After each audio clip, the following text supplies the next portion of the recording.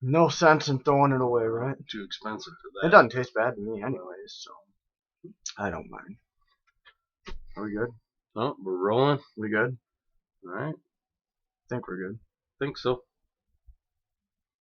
So we got a bunch of new subscribers in the last Yeah. 24 hours, so I guess we should talk about the Yep, channel. we should address that. Yeah, because we really haven't talked about the channel since our first video, right? Right. First, like, subscribe, ring the bell, Yeah. share it, please. Yeah. Leave a Help us- comment down below. You know how help us important out. that engagement is. Plus, we read every comment. We respond to every comment. We share a lot of the comments. Yeah. So, yeah, it definitely helps out with the algorithm, which we're still trying to figure out. You know, best time to upload videos and titles.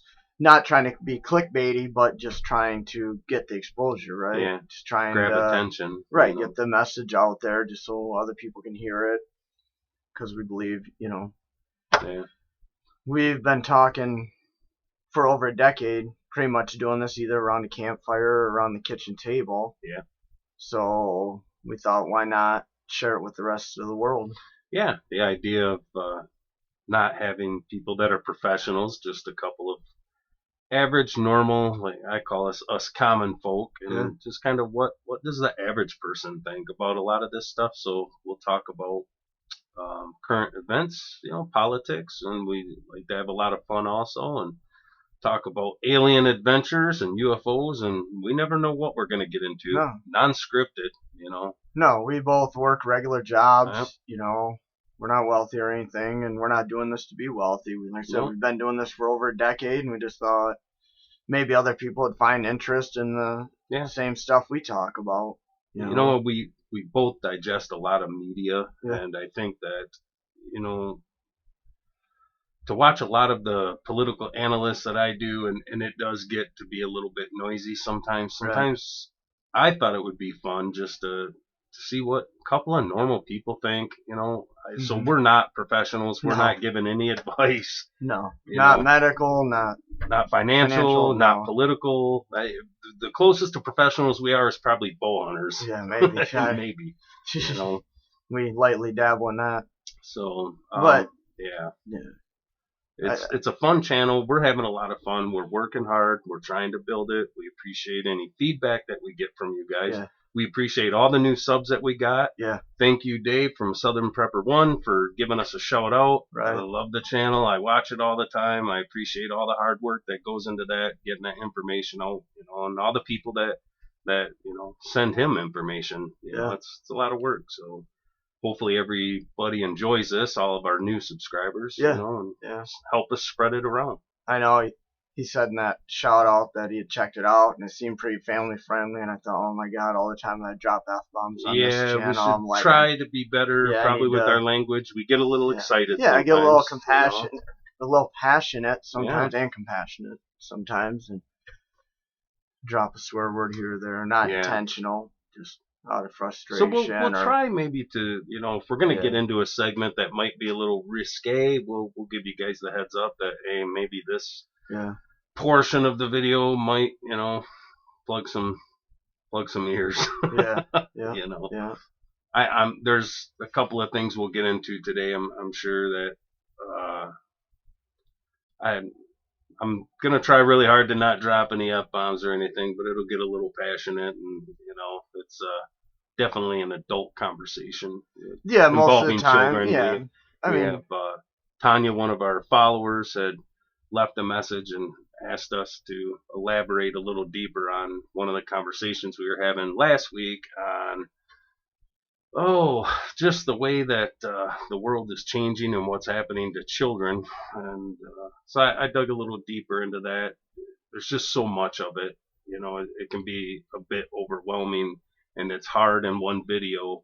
And we do it all in one take. We just sit down and go for it, guys. Yeah, there's no editing here. No. You know, occasionally pause if someone has to take a pee break or something. But that's it. You know, this is non-scripted. We just sit down and go at it. So there's so much going on with children. Like, it was hard to fit it all in one show. But we'll touch on that again today. So, what else do you want to say about the channel? Oh, that's it. I mean, they'll learn more as they listen. Right. I just wanted to give a brief overview of, what it was about and kind of what we do, Right. Like I said, we always have these conversations anyway, so yeah. Let's hit record button. Yeah, we were sitting down, having coffee, and just kicking it back and forth, debating stuff, challenging each other's ideas, trying to make each other deeper thinkers, better, Oh, yeah. And he says, man, that would have been a good podcast. And it was like, why are we not doing this?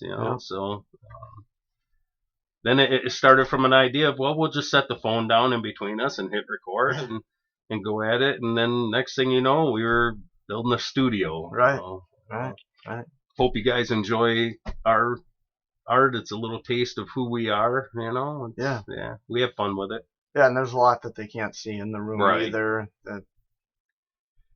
For sure. Yeah, maybe someday, if we get enough requests, maybe we'll pan the camera around the room a little bit so people can see more. But see the rest of it. There's a lot of stuff on the walls. yeah, no doubt, right? So, did you see a video about that Ectolife going around? Yeah. Oh, is that not awesome? Yeah. I brought that up straight here out of the on Matrix the screen. right there, man. Yeah, I had a good conversation with my daughter. Yeah. About it, because she had actually found the video. Yeah. Online, and she had sent it to me, so I watched it, and then we got in a conversation about it, and it was creepily realistic. Like the CGI in there, just I was like, wow, yeah, you could definitely see that happening. Yeah, and I try to challenge all of her ideas, not to change her mind, but so she can understand why she thinks the way she does. Right. And I do it to myself so I can understand. It's easy to get in an echo chamber and just say that, well, this is completely bad, growing babies in pods, what looks like a baseball stadium, almost right, the size of it, if you can imagine the bleacher seating. For those people that haven't seen it, I recommend you go online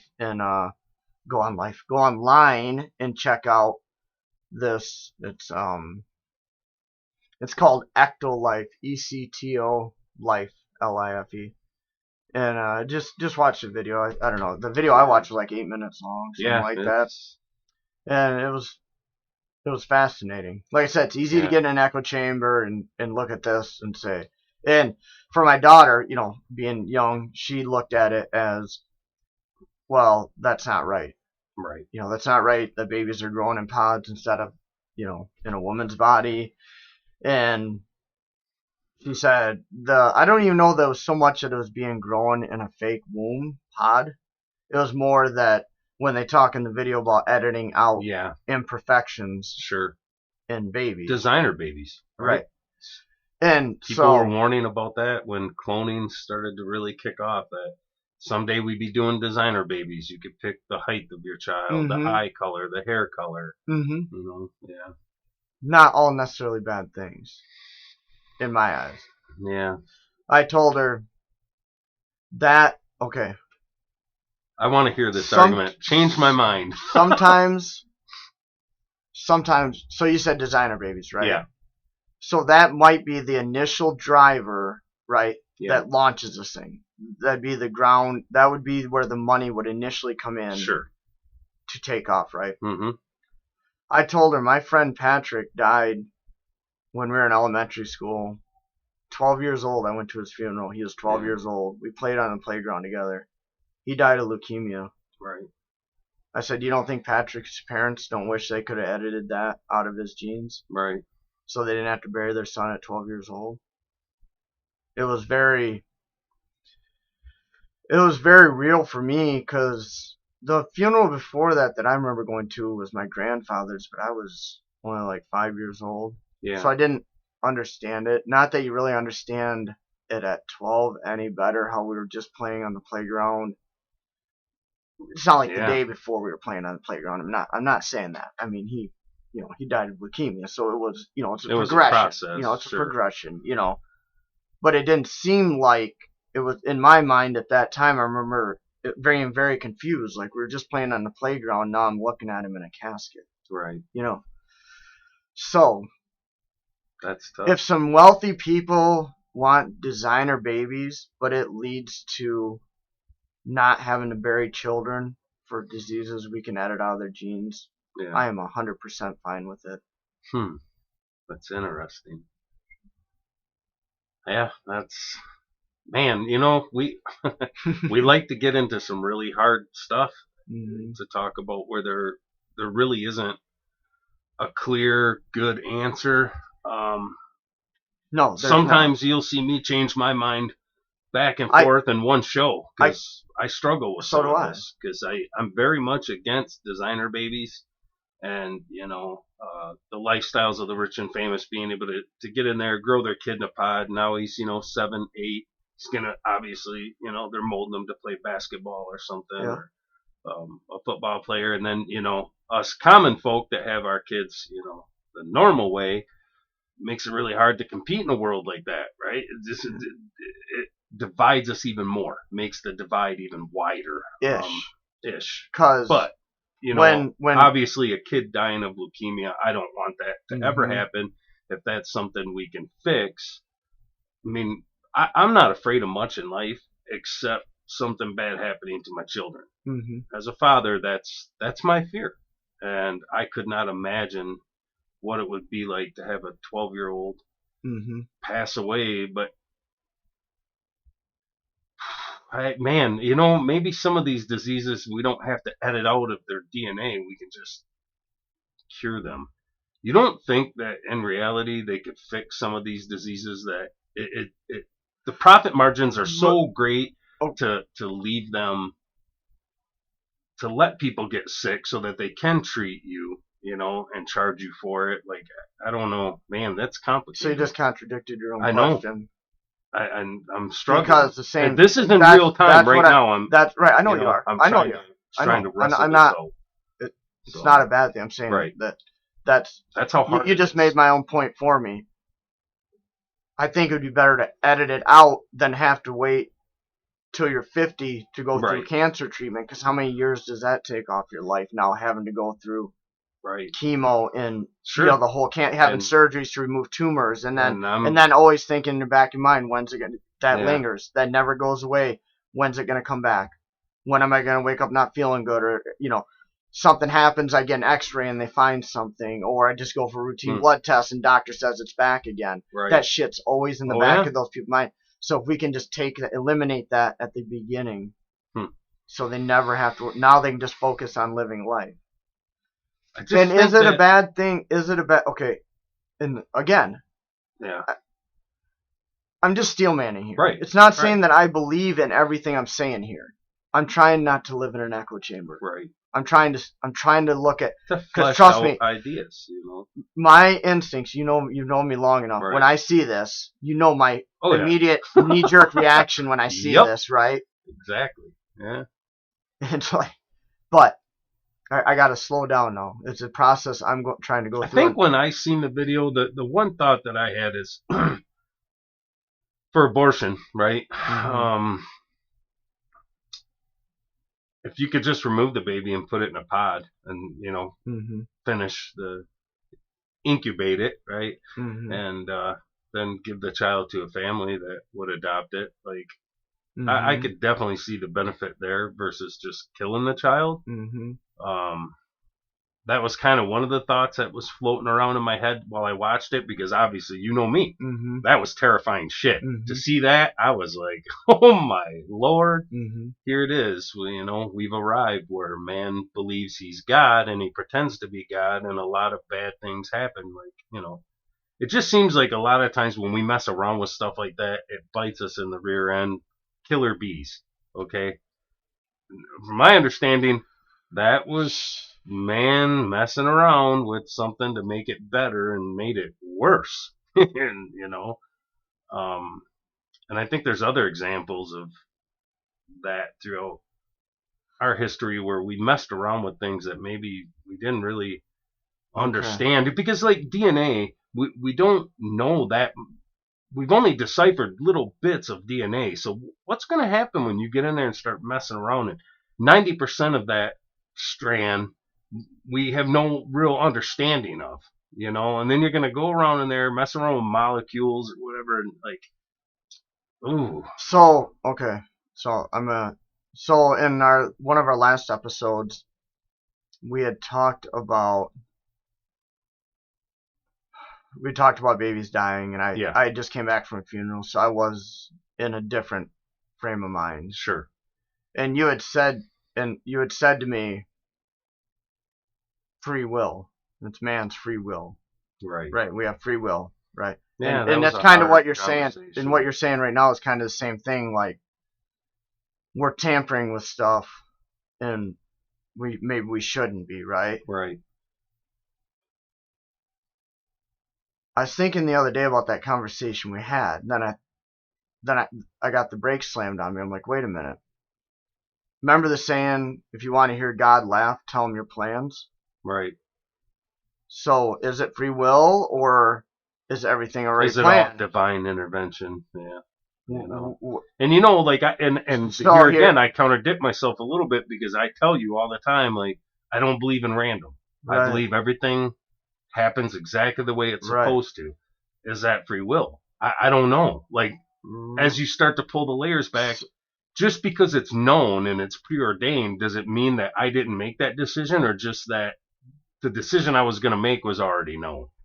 Right. Because if we are just a meat vessel receiving a signal from someplace we don't understand, right? And the information just kind of comes in, and we act on the information as it enters our head. Think about any time, like when you bought your truck, right? Yeah. There was no deviation from you buying that truck. Right. There wasn't, right? Right. When you bought it, there was nothing stopping you. Like, that's what you were doing that day. Yeah. There was no change in your mind, right? It was like you were not even in control, if you really think about it. Right. You were just going through the motions. Right? Mm-hmm. Isn't it weird how it seems like that? It does seem that way, but then maybe it was already preordained, because the decision I was going to make was already known. I That's think my sometimes point. You're making my point. But just because the decision I didn't know it, though. You know what I mean? Like, I hadn't made the decision yet. It's just there was a higher being that understood the decision I was going to make and why. And sometimes I think that, I don't know, man. For me, it's really hard. It's a lot. For me, there's no denying it. Like, I built that deer skull mount, right? Yeah. I had never even thought about making one of those. Right. Never even entertained the thought. I European the skull, and I'm like, okay, what am I going to do for it? I actually ordered just a hanger off Amazon to hang it on the wall, and then I looked at another hanger, and then all of a sudden these thoughts just start coming in, like, there was no stopping it. I'm going to buy a fence post. Okay, I didn't draw any plans. I didn't draw any measurements. It was like I went and bought a board.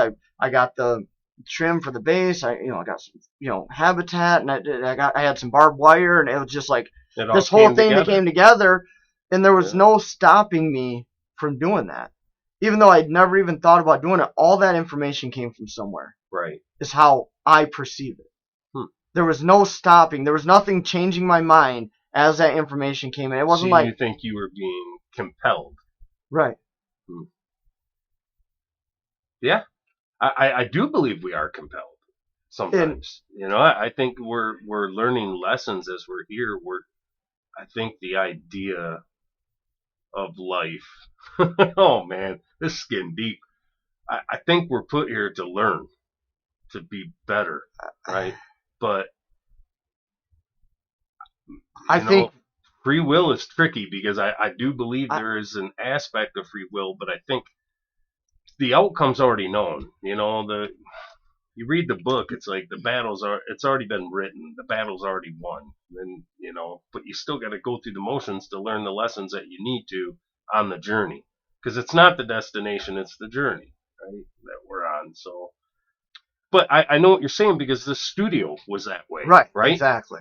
I just said a little while ago, the idea was put the phone down between us, hit record, and do a podcast. Then all of these it just thoughts started yep, accumulating. And I got and it was this like, part, you got that part. Let's right. combine this and do that, and right. boom, you know, it just, we went, both of us were like on the absolute same page with this all the way. Yeah, it was crazy the way it all came together. So it was like we're steaming down these railroad tracks, and there was no deviating. There was no stopping it. No. It wasn't like, well, maybe, you know, and it was like, no, it was we were just determined. Ahead. It was just okay. Let's paint the walls. Boom, got that done. All right, let's bang, bang, and you know, just and then the idea after idea just started. You know, it just starts flowing, and there's no stopping that momentum. Where's that information coming from? That I think is that's what freaks me out. I think is when we're being compelled, right? Yeah, when that passion kicks off and you just can't turn it off, you get almost tunnel visioned into, I'm doing this, nothing's gonna stop me, and that's, I think it's meant to be that way. I think that's why you can't stop it or turn it off. So is that free will? Well, maybe not exactly. Maybe I think sometimes we don't. These are concepts that's beyond our human brain to understand. I think is what's going on here, and we're tapping it, we're scraping the edge of it, so we know, we can sense it, we can feel that there's more, that we don't really understand it and know it all. But I think our brain would melt if that information got dumped into us. And okay, this is why everything works the way it does. I think our head would explode. You know, I think we get little doses to. Yeah. Well, I keep talking about, you know, side hustle, a gig, something, you know, should always be looking for something to make some extra money. And I shit you not, I finished that mount, and I stepped back, and it's just like I got smacked in the head. Build them and sell them. Yeah. Build them and sell them. Right. You know. It's going to work out really good, too, I think, you know. That's where I believe, you know, that's where you're getting those nudges. Yeah. You know, like there was no stopping that, and then it was like, I stood back and looked at it, and it was like I got hit right in the head. My life in the last couple of years has been really crazy, and it went in a different way than I ever thought it was gonna. Had you told me 3 years ago I'd be where I would have laughed. No way. I would have thought you're insane. 1 year ago, if I would text you and said, dude, 1 year we're gonna have our own podcast studio, and we're gonna be uploading our, what is this? It's 18, 19, something like that. Yeah. Episode. And 20 weeks we've been rolling, you know. Yeah. Like it's awesome. Yeah. I would have thought. I would have. What? Come on, man. Where? How? Right. You know what? You know what? Yeah. So that's. Yeah. I believe this was all just meant to be. Right. You know. So I think this is why me and you had been doing this for so many years, anyways. This was us honing those skills and learning to challenge each other, to push each other to be better. I think you and I have always had that effect on each other. I think it was always leading to this. I think, you know, kind of, man, that don't melt your brain a little. So it took a wide detour from growing babies in pods, but this is where I want to circle back to. Right. I believe this is part of the plan too. Could be. I believe this. We were supposed to figure out how to edit our genes. It wasn't through cures, through medicine, or, you know, things. Yeah. It was stop it at the beginning so people don't have to worry about these things, right? Yeah. Figure out how to make smarter people from before birth so that you can, because I believe we're on some kind of technological odyssey to where it again, we can't even see it, right? Right. What it's supposed to be. Yeah, I mean, 10 years ago, no one could really see. I mean, we all had ideas of, man, this is kind of going in maybe a not good direction, or that's going really good, but there were a lot of conspiracy theories that ended up being true, you know. Imagination always comes before science, I think. You know what I mean? Like, we imagine things, and then people use science to try to achieve some of the greatest things that's been imagined. Like they're trying right now really hard to build a real life lightsaber, and they're close. Right. Like they built a couple that were They're not exactly the same, but man, it's getting there. And can you imagine one day people walking around with a laser sword? Like, Right. I imagine someday, it'll happen, or a replicator like they have on Star Trek. It's like beep, coffee or tea, black. Yeah. Yeah, and it'll materialize in there. Yeah. Probably. Who knows? Ian's probably onto something with all of his graphene, and he's got elevators going to the sky now. Right. Like I was digging that. Hell yeah. I was like, give me some more of that. Let me know. That what a unique smart perspective on life. Yeah, he really catches me sometimes. So yeah, and to follow up with you with the pods, if this happens, then it was meant to, right? In my mind, anyways. Now it doesn't always mean like it's a good thing. I don't know. I think when it comes to technology, the scary thing is with technology is it's all he who wields it, right? Technology is a wonderful thing. Look at what we're doing right now. We're talking to all these people. We don't know them. They don't know us.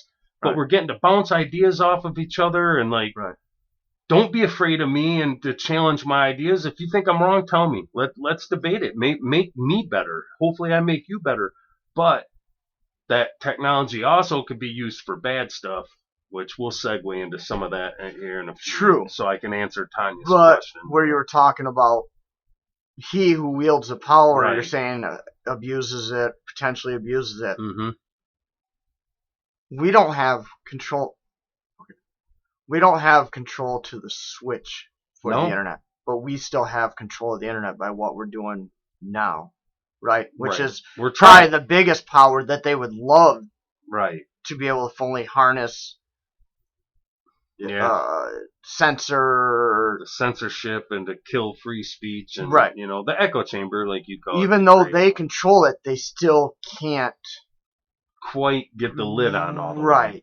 I mean, we're still we get shadow banned. We seen it in our own algorithm where we were growing, flatlined like we were dead. Yeah. Probably because we talked about some, and probably around episode 3, 4-ish. We got into some of the Epstein stuff and all kinds of rabbit holes we went into, and FBI stuff, and Charlie Oscar, and that one for sure. I think definitely. That one probably. Regardless of what they call it, the hokey pokey or the Fauci ouchie, I like that one. That one's funny. So we see it too. You're right. Yeah. We see that we get downgraded. So when you look at Twitter and what Elon Musk has released now with, I mean, they definitely censored the hell out of opinions. And that's dangerous. They made it very difficult to get that. They definitely fortified, right? Yeah. They definitely had their hand in that cookie jar. Yeah. The laptop issue, who knows what difference that would have made had all that information been available and fleshed out, like the truth. And that's all I ever wanted, was just, whether it's good for conservatives or bad for them or good for Democrats or bad for, I don't give a shit. I just want the truth out there and let us read it, consume it, and make up our own mind about what we think about it. Right. I hate the censorship, and I watched a really good debate on Tim Pool's show, and it was hard because, man, I was bouncing back and forth in real time in the show because I'm a free speech absolutist. I just am. And Luke was really arguing passionately for it. And they did bring up some good points against maybe there should be some limitations. But to me, again, the pendulum swings back and forth. And free, we're going to put some limits on free speech. Is great when it's your guy. Like what Elon's doing right now. Okay, it's great. All these people, he's the messiah now to the internet, right? Because he gave conservatives their voice back. But I seen him shut some people down that I thought you probably shouldn't have, I understand you don't like what they're saying, and politically, maybe he aligns more with me than the people that were running Twitter for. Was it Jack Dorsey? Is that who it was? The original. Yep. Yeah. So I probably politically align more with Elon Musk, obviously, but I think we have to be careful. Power corrupts, and the people who wield it, like, yeah, all these people are celebrating now, but these are the same people that were bitching and complaining when the liberals were doing it to them. It's the middle one, right? Yeah, man, Michael Knowles. Michael Knowles. Okay, that's who it was. Yeah, I just want, because I think everybody should go there and listen to it. Cause that was a great video. That was one of the best videos. I know. Thought provoking. Man, I thought I was a free speech absolutist also. Yeah, and boy, he challenged it. But it was tough. I still am. I think we can agree on a couple things. Right. Particularly pertaining to children. Yes. That there should be zero tolerance for free speech on. Right. You shouldn't be on the internet promoting child pornography. Right. And you shouldn't be doxing people. Right. Yeah. I think we can all come together and agree on those two things, right? Right. Outside of that, again, I told you, and I've said this on other episodes here, that there's only a couple of hills I'll die on. Right. There's only a couple of them. All right. Everything else, I'm pretty free and open to listening to different ideas and perspectives. Yeah. Sure. Because I know we have a lot of new listeners, and I know they're not going to go back and listen to all these episodes, so that's why I'm reiterating and going over a lot of stuff we've talked about. So I apologize for anybody that has listened to this before. I lived in an echo chamber for too long. Yeah. To where I let someone else tell me my ideas and what I should be for and against. Yeah. And it took me a while to figure this out. Just until the last 4 or 5 years, I really figured out, like, oh, just because I agree with you on this doesn't mean that I have to agree with you on everything. And use all the talking points. Right. And follow your lead on all these things just because, well, we must be in the same tribe because you and I agree on these 2 or 3 things, so now I have to agree on everything. And then the thing I like about this show and our relationship in particular is talking points is something you and I could sit here and bounce talking points back and forth until hell freezes over, but we dig into it. Like, I don't want to hear the talking points. Give me the meat and taters of it. There was a time though where we used more. I used to bitch about the other side doing Mm-hmm. the same thing I was guilty of. Right. Exactly what I was just saying with who yells Twitter. The loudest has the most to hide. Yeah. Right. Yep. So. But I do. With that said, that's agree why with you. A couple of rules. I told you I would trade a little bit of freedom for safety of children. I think is fair. Right. I think that's a fair thing to ask out of society, to protect the people among us that are innocent and cannot protect themselves. What the hell does that say about us as a species if we can't protect little children? Right. From monsters. Right. There are monsters in the closet. There are monsters under the bed. And they're trying like hell to get your children right now. Yeah. That comment that Tanya had left for us, thank you very much for the feedback. We appreciate it. I didn't get into the Balenciaga ad scandal thing too much because it's kind of a deep dive too, and there was just so much of it, whether you're talking about, Pedophile Island or just drag shows for kids now. Like there's a lot. We brought up the school in Chicago with the adult stuff that they were teaching, and that was a private school. I wanted to make sure that people understood that, because that's not the cure all either. Private school, pull them out of public, put them in private. Right. No, have a relationship with the school that your kid's going to and attending, so that you understand the kind of curriculum that's being taught there. I think is smart, and I didn't want people to fall into this trap of, I don't have to worry about it because my kid's going to a private school. Well, that was a private school, and there was a lot of bad shit going on there for children. So the ad campaign, I went back and watched some more of it to remind myself, and there was a lot of bad. I don't know if did you view any of that ad and the controversy that was around it? I heard enough of it. It was gross. Through the podcast I've listened to, I didn't need to search it. And their whole I got the gist of it. Yeah, their whole defense of, it was the ad campaign manager put this together. We didn't know. Bullshit. Like this didn't go through 20 levels of approval process. Well, okay. Whether the ad manager knew or not, you can call bullshit on. Whether the CEO knew or not, I've worked. Sometimes they don't. I've worked at enough companies. I know that CEO has marketing is their own department. Right. Right. The CEO is not watching and reviewing every video or every new ad. Right. That's not their job. That's why they hired so and so that runs that department. They farmed it out to someone else to do the photo shoot. But the fact that it still got released. Right. That should have been stopped this before it ever stopped. got And someone should have been able to look at that and say the Bears. Like I was looking at the Bears, and they're absolutely bondage provoking. Like this was bad. It was terrible. And I'm not sure exactly. Little children in there. I don't like to just go. They knew exactly what they're doing. It's sexualization. I don't know. I don't know if they just thought it was edgy and trendy, and this will get. We're talking about it. We're talking about Balenciaga, right? So there's no bad publicity, say, right? Right. But they had in there the image. There was some paperwork there. I saw that too. Yep. And it was about the sex abuse of children. One of the court rulings on it from 2008, I think. So that was on purpose. The suggestion was definitely there. Now, was it to promote sexualization of children, or was it an edgy?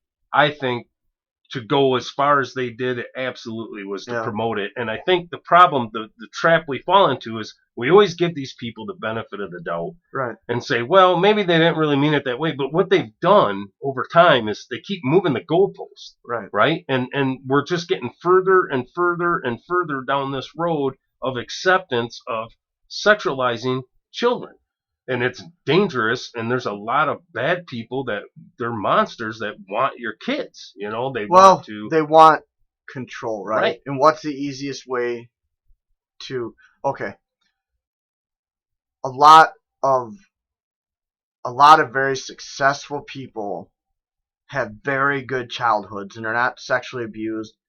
If you watch White Underbelly, it's a YouTube channel, and he does really good interviews with people. They're down on their luck, right? Right. I've been watching him for probably 4 years on YouTube. Well, Rogan just interviewed the guy. Yeah, I was like, holy shit, what a good interview. Overwhelmingly, the consensus on people that he interviews is they were sexually assaulted as children, right? So what's a better way? You start, so you take a step back and you go, well, this is one way to control people, right? Right. If you normalize pedophilia and shit and the sexualization of children and you confuse them and shit, what better way to control them, right? Sure. That's one way. You can break them down. You break down the family, right? Right. That's definitely a way to look at it. No protection then. And then, we're tribal at nature. Right. So if we don't have the family, we're going to look for something outside of that. And then you look at people that are gay, right? And they go, well, I knew this from a young age, but I had to hide it because the community I lived in, it was absolutely not accepted, and it would have been nice if, people were more open-minded, but. Right. So, this is touchy. It's hard to. I'm not saying. Man, this is tough. It's a hard one. So it's like they've overcorrected, right? You've taken one thing from allowing kids that might be gay, right, to be able to express themselves and not be bullied or picked on and just be themselves, right? Now you've overcorrected so far that you've God, for a really bad term, molested the whole situation to where now you lost all support. Right. Or you're not lost, you're losing more and more support. Right.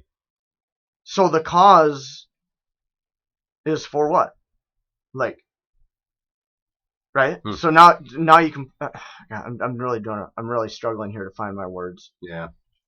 I just think it was such a gross overcorrection, maybe, that started with good intentions of, young gay kids being able to be who they are without being bullied and picked on, to, holy shit, now you want whatever is going on in that Chicago school, right? Oh, terrible. But I think what happened was, and I seen Tim Pool get attacked for this over and over and over again, that every time he brought up like groomer or pedo or pedophile, people were complaining that, well, why are you picking on gays or the trans community? And look, man, I said it right away. It was the first thing out of my mouth is, I bet the vast majority of pedophiles and groomers are not in that realm of people anyways. They probably middle-aged white guy with his stepdaughter, like I think more molestation happens there, because typically what they find in studies is it usually comes from someone trusted within that. Right. So it's not like, these weird trans people are coming in and they're molesting all of our kids. I don't think Tim ever believed that at all. No. I know I don't. No. But there are things that are happening now that I believe they're being infiltrated by bad people who are using that as the cloak so that they can get away with this, and you can't say anything against them, because I just watched a drag show that was family friendly for children there, and the person that was doing the drag dance and stage work was communicating with some of the children. It was a biological male with fake breasts that looked real, but they're in a box and they're exposed, and teasing the kid that, well, I know you're hungry, but you can't have this because my milk's bad, and then bent over and pulled the thong out of the way so that everyone could see the anus of this person, and that was the only part of this that they could actually put on YouTube, because everything else was so bad that they would have yanked it down. They're yanking it down off Twitter right now. So it's not okay for adults. I didn't see any of that. And had you done this, like they said, had this person walked into a park where children are playing like that, would have been arrested. Would have been absolutely arrested right away. So why are we accepting? And then I found out that this person is associated with Nickelodeon and Disney. I'm telling you guys, like, I don't really call for boycotts. Like, I will myself try to stand for causes I believe. Disney was one that I really struggled with because, for one, for all you new people that don't know, I have a 2-year-old, right? I have a 2-year-old. And I love the nostalgia of sitting down with him and watching some of the cartoons that I seen, growing up, some of the old Disney stuff and then some of the new Disney stuff. So, and I love Star Wars and Marvel. I'm a big super nerd when it comes to that stuff. I love theory crafting online with other super fans. So when I started to see some of this behavior in Disney that I disagreed with, as far as, what I want my family exposed to, my first thought was, okay, I'm canceling it. Disney can kiss it. And then I thought, man, then I lose this content and this and that. So I held on, but I got to admit, man, when you start supporting and showing support for that kind of stuff going on in the background, I didn't hold it against Disney when a bunch of the pedophiles that got caught down in Florida happened to work there. I didn't quite blame Disney as a company for that, because obviously if you're a pedophile and you want to hurt little kids, you're going to go to where little kids are. And what better place? There's 2 places I could think of off the top of my head I would want to go if I was one of them predators, and it would be Disney World or Land and schools where you have access to children, right? So I didn't blame Disney so much for that, but for this, if they don't come out and just like say, hey, whoa, like we're disassociating from this. I watch Matt Walsh. I love Matt Walsh. He can be pretty stern in his opinion sometimes, but he absolutely said, you know what?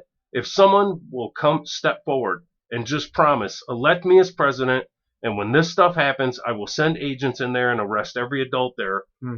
You have my vote, whether you're Democrat, Republican, I don't care. I will vote for you. I agree with that 100%. Because again, if we can't protect children, what's that say? The parents. Okay. I know it was a lot. This isn't going to be a very popular opinion here.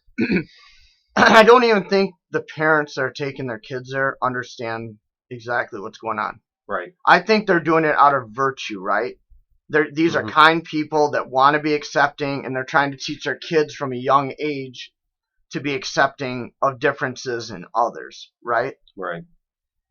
I don't think they're going there with the intention of, I'm sexualizing my child to be something different than they are. I think that the overwhelming majority of the people that take their kids these things just want their kids to be open-minded and be accepting of differences of others. Right.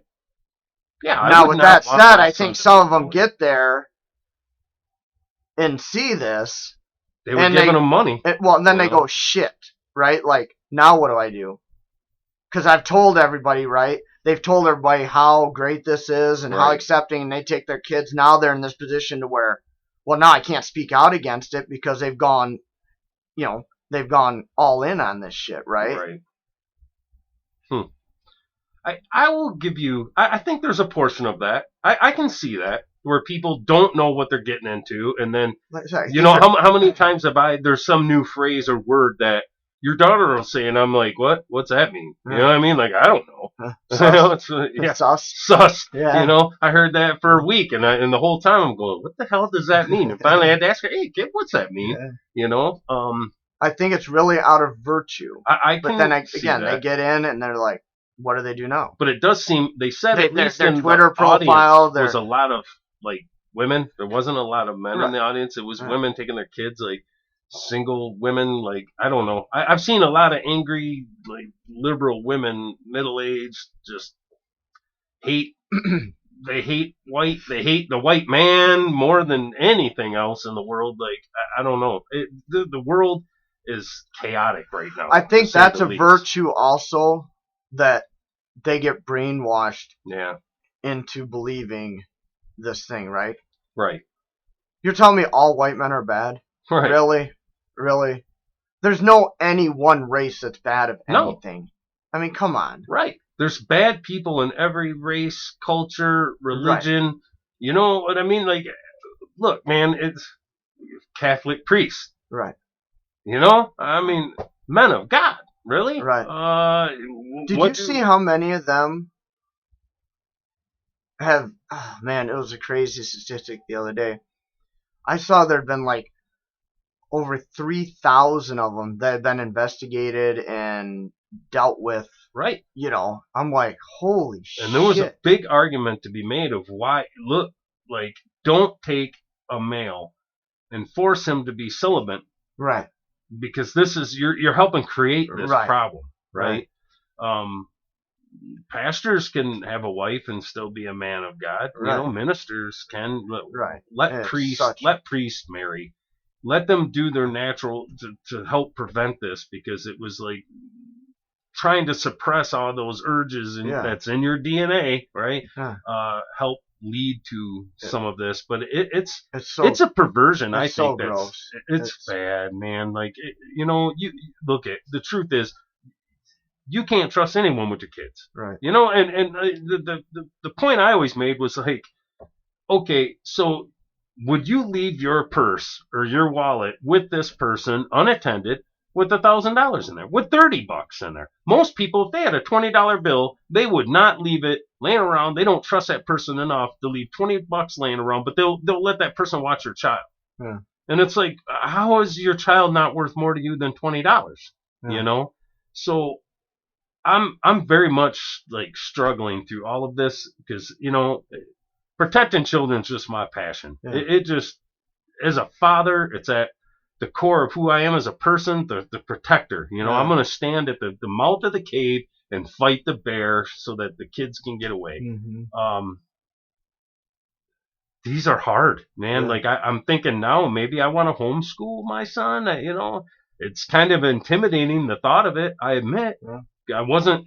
I was a great student in college, but in school, I was a terrible student. So I'm a little bit intimidated by it. Look, you don't need to homeschool. If that's what you want to do, anybody out there, if you want, it's fine. My kids. Right. Okay? Yeah. They didn't have to be homeschooled. What you have to do is sit down and have freaking conversations with them. You have to talk to them. You have to put in work too. Right. If you let the school put in all the work of raising your kids, guess what? They're raising your kids. They're raising your freaking. I'm really trying not to swear here. Right. I know it's I hard. got about half a monster deep. I'm about half monster deep. I want to start dropping F-bombs bad. Right.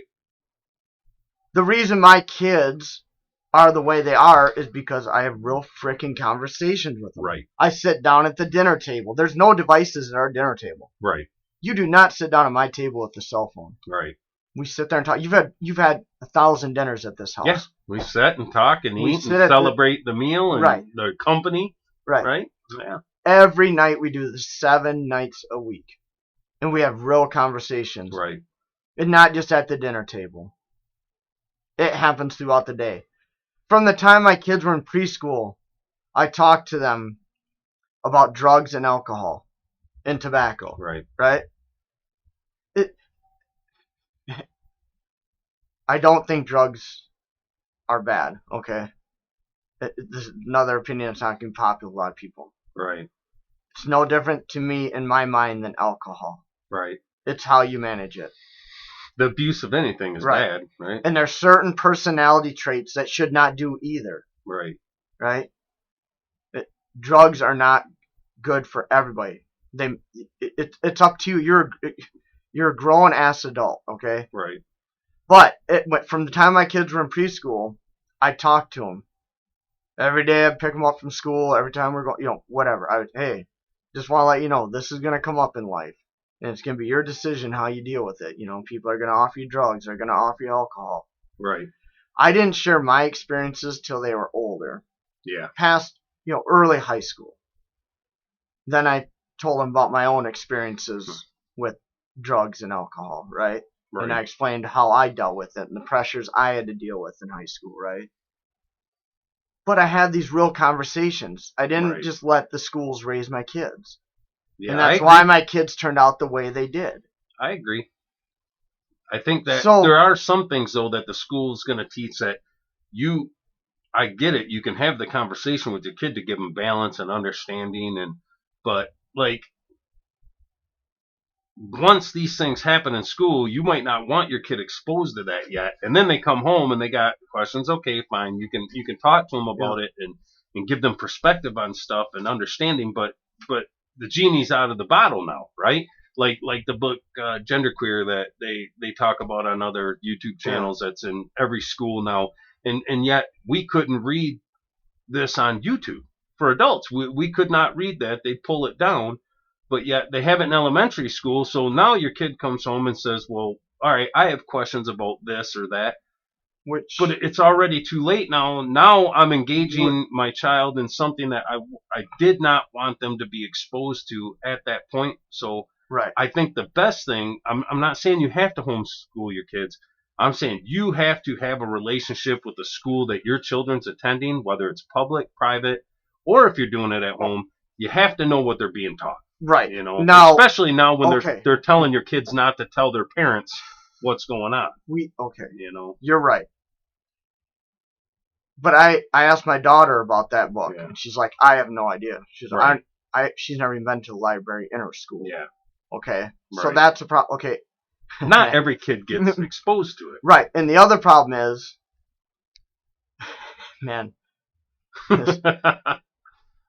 we found my buddy's dad's Playboys when we were like 8 or 10 years old. Right. Okay? So let's not act super virtuous ourselves here. Right. Okay? And this is the problem I have with talking heads, right? Mm-hmm. Pushing certain narratives. Okay? So, you know what I'm saying? You understand where I'm coming from here? I was far from an adult, the first hustler that I've seen, or so Playboy magazine. Let's be honest with ourselves just for a minute, all right? But there's a difference from you being at your friend's house, looking at his dad's Playboy, with the potential of being caught, right? Flip through it real quick, put it back in the drawer, and get the hell out of there, because dad walks in and we're in his top drawer, like, we're getting beat on. And someone at a school that you don't even know, right? Some superintendent or whatever, teaching children, because it started with genderqueer and this and that. Now it's I still haven't heard a case. I still haven't heard a case where the whole school's in the auditorium and the principal's reading page for page, standing in the middle of the basketball. I don't think it happens that way. Okay. I think it is a tool to start moving the goalposts further away, and to maybe give, because we do hear of a lot of inappropriate relationships with teachers and their students, and this is just one thing that is just one more point of access of there being a conversation about sex between a student and a teacher that shouldn't be. Next thing you know, now they're handing out adult toys to children in a room and teaching them the difference between spitting on it and using lubrication, and demonstrating the difference between them. I just think that none of that should be in there. It's just not. It's not the place for it. And I'm not advocating for it. I want everybody to understand. I'm not advocating for it. I'm just trying to see it for what it is, and look at it from a different angle. That sometimes there's a lot of noise created, again, to keep us all fighting. Sure. Yep, divide and conquer. I agree. So the left will put the book, or maybe not even left. It's probably not even the left. It's probably somebody. I don't even think it's the left. It's somebody putting this wedge in the library, right? We'll just get this book in there. That'll get both sides at each other's throats over this one thing. And while they're fighting, I can take your kids, put them on my private plane, fly them to my private island, and because it does. This is where I just want people to step back and make sure they see it for what it is. Yes, if some principal's taking this book into the center, into the auditorium, standing on stage and reading it page for page to 5-year-olds, probably not good, right? We should probably put a stop to that. Yeah. Right? If this book is in a high school library, just on a shelf, an inanimate object, I have a hard time, because now we're censoring free speech. But we did say when it comes to protecting children, we would allow that. Right. Children. We're talking about a book, right? I haven't read the book. I guess I'm going to have to honestly, I was going to read it. I was going to read it because before I can. There's a difference. I almost ordered it for us to have it here in the studio. There's a difference between young elementary kids having access to this and high schoolers that have these fucking things, right? Yeah. Which that have way worse than what's in that book, I'm sure. Yeah. Yeah. Show me one high schooler that doesn't carry that around in their pocket. Right. And we'd probably be all appalled by their search history. Sure.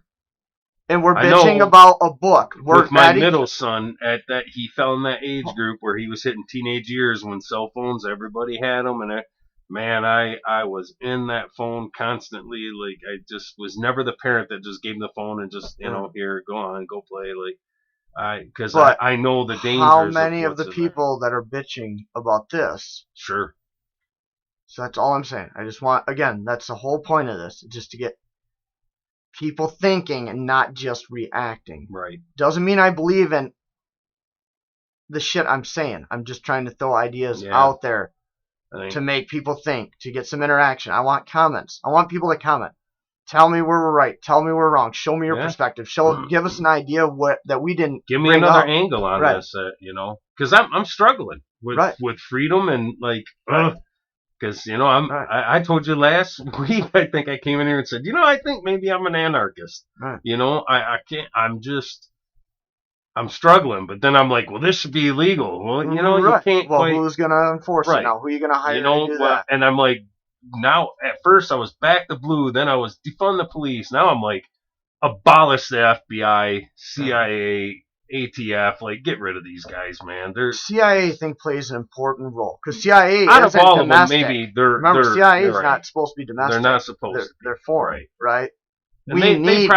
I sleep better at night knowing there's Americans that are in other countries listening and watching and reporting back on movements that we wouldn't otherwise. Yeah, I don't mind the spy stuff with other countries have their spies. They're all over. TikTok is spying all over people, right? For China. I sleep a lot better knowing there's badasses out there. They're willing to go to other countries like the and FBI and the ATF and the DOJ. Like, oh man, these corrupt organizations. And I'm not saying don't have some sort of law enforcement or spy agency. I'm just saying what we have currently is busted.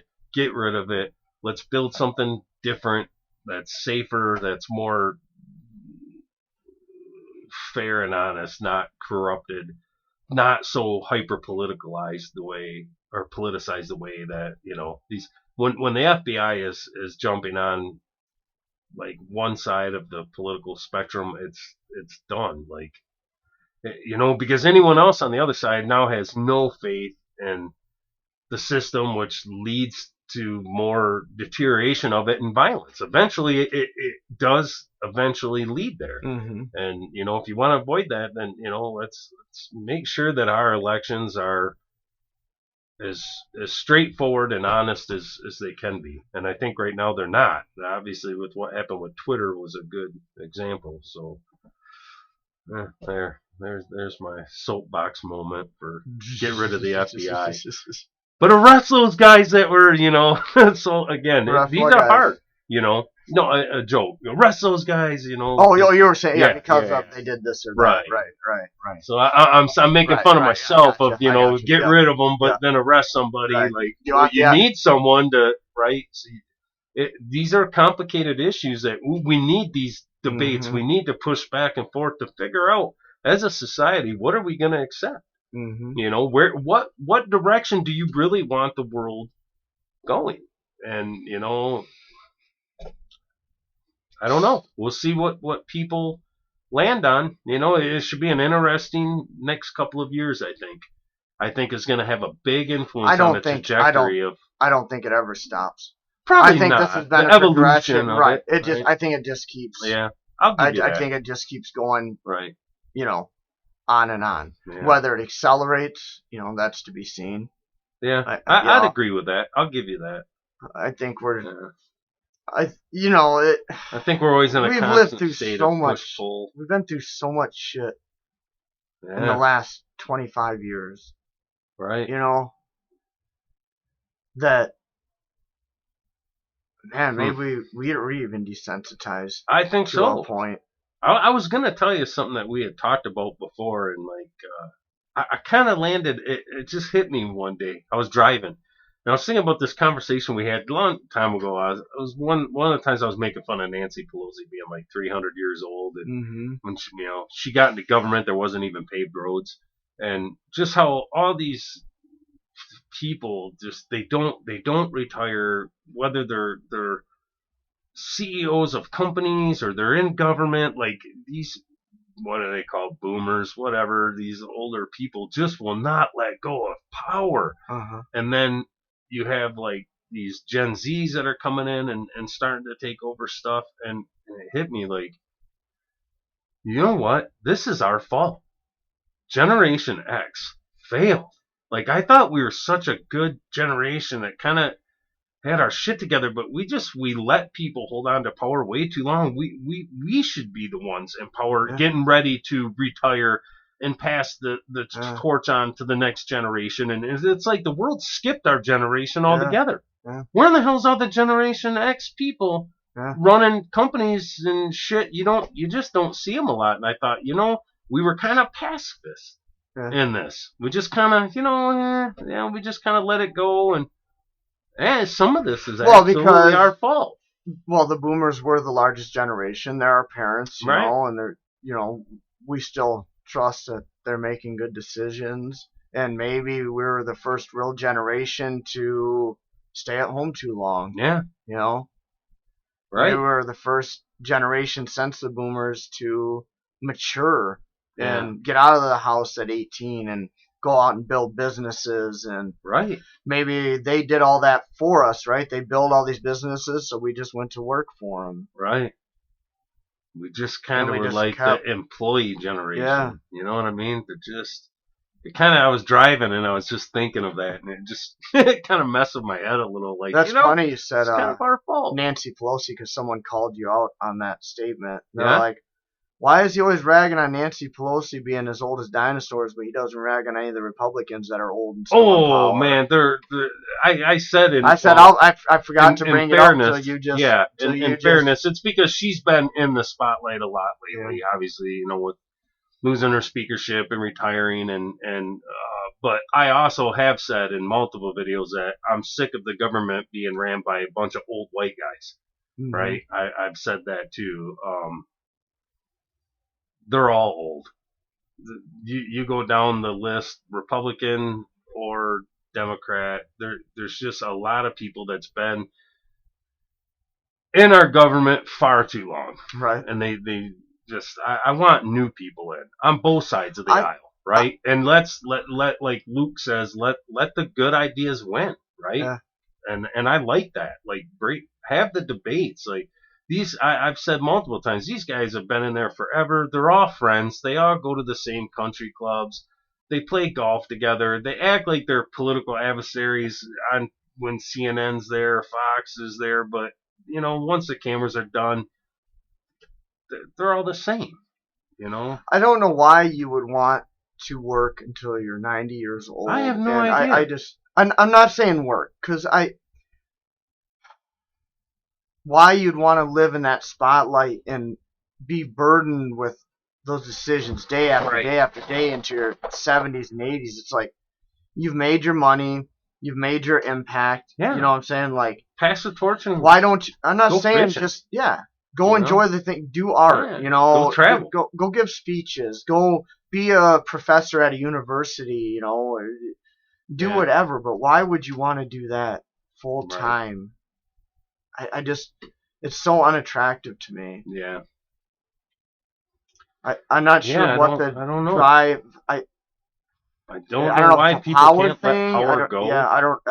And maybe because I've never been in a position of real power like that, so I don't understand it, and that's very possible. And thanks for calling me out, keeping me honest, politically honest. Yeah. I mean, truthfully, it's both it wasn't sides me. Of the it was aisle. A listener. It was a listener. Yeah, that's what I'm speaking to the listener. Yeah.